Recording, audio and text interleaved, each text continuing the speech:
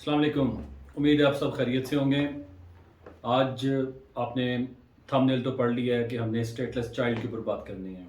इससे पहले कि मैं स्टेटलेस चाइल्ड के ऊपर बात करूं, आप लोगों से चंद एक गुजारिशात हैं कि हमारी एक नई सर्विस जो कि मैंने पहले भी आपके साथ शेयर की है कि अगर आप लोगों ने कोई भी मशवरा करना है, आपने कोई एडवाइस लेनी है, आपने किसी भी केस के मुतालिक आपका पहले से कोई रिफ्यूज़ल्स हैं, कोई कॉम्प्लिकेटेड एप्लीकेशन है जिसके बारे में आप चाहते हैं कि नई एप्लीकेशन करने से पहले आपने एडवाइस लेनी है, तो आप मुझे डायरेक्ट कांटेक्ट कर सकते हैं, मेरे साथ अपॉइंटमेंट बना सकते हैं।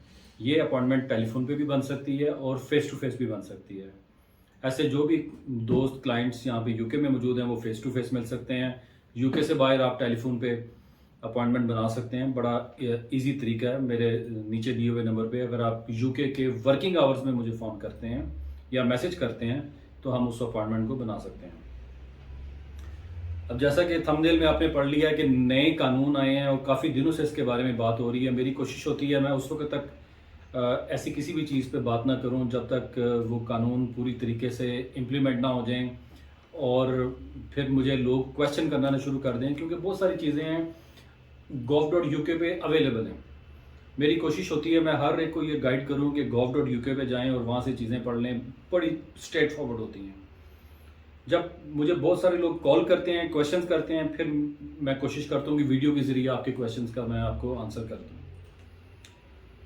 स्टेटलेस के बारे में आपको पता है कि ऐसे ऐसे बच्चे, ख़ास तौर पे ये इंडियंस बच्चों के लिए ज़्यादा एक कह लें कि कानून फेवरेबल था कि जो बच्चे यहाँ पे पैदा होते थे और उनके पास पासपोर्ट नहीं होता था, उनके पेरेंट्स किसी भी वजह से अपनी नेशनल लोकल एम्बेसी से, जैसे अगर वो इंडिया से हैं और इंडियन पासपोर्ट नहीं बना पा रहे, तो वो बच्चे स्टेटलेस कंसिडर होते थे, क्योंकि वो यूके में पैदा हो गए हैं, यूके में रह रहे हैं और अपने 5 साल कंप्लीट अगर कर लेते हैं तो वो ब्रिटिश रजिस्ट्रेशन अप्लाई कर सकते हैं। दूसरे लफ्ज़ों में उनको नेशनैलिटी मिल जाती थी 5 साल के बाद। लेकिन अब जो नया कानून आया है उसके मुताबिक अगर आपने वो पासपोर्ट नहीं बनवाया, उसकी क्या वजह है वो वजह आपको बतानी पड़ेगी।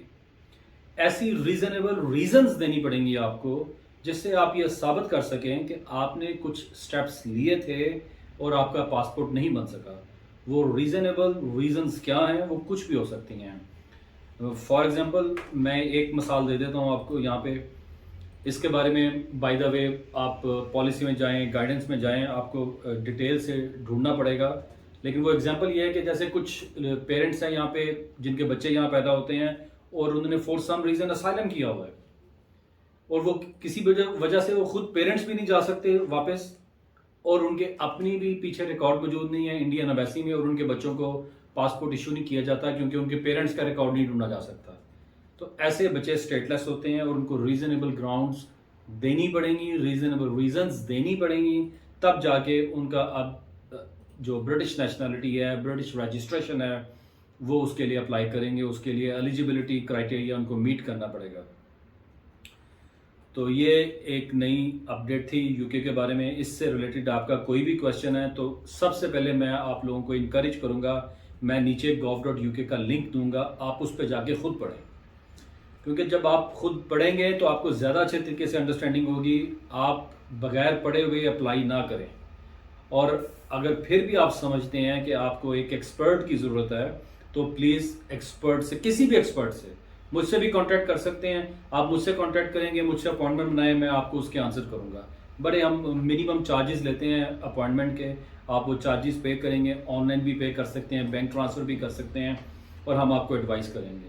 लेकिन हरगिज़ मैं इस बात पे स्ट्रेस नहीं कर रहा कि आप वो एक्सपर्ट एडवाइस के लिए पैसे खर्च करें। पहले gov.uk पे तो जाके पढ़ लें। ये लिंक मैं अभी डिस्क्रिप्शन पे लिख दूंगा, आपने उस लिंक को जाके खुद सारी स्टडीज़ करनी है। हर चीज़ वहाँ पे लिखी हुई है, नए लॉ के बारे में भी लिखा हुआ है, और मैं डिस्क्रिप्शन में भी लिख दूंगा वो नया लॉ कौन सा है, उसका सेक्शन कौन सा है और वो कहाँ पे अवेलेबल है। तो आप इसको पढ़ें और फिर अगर आपकी रीजनेबल रीजंस बनती हैं तो ज़रूर अप्लाई करें। Thank you very much.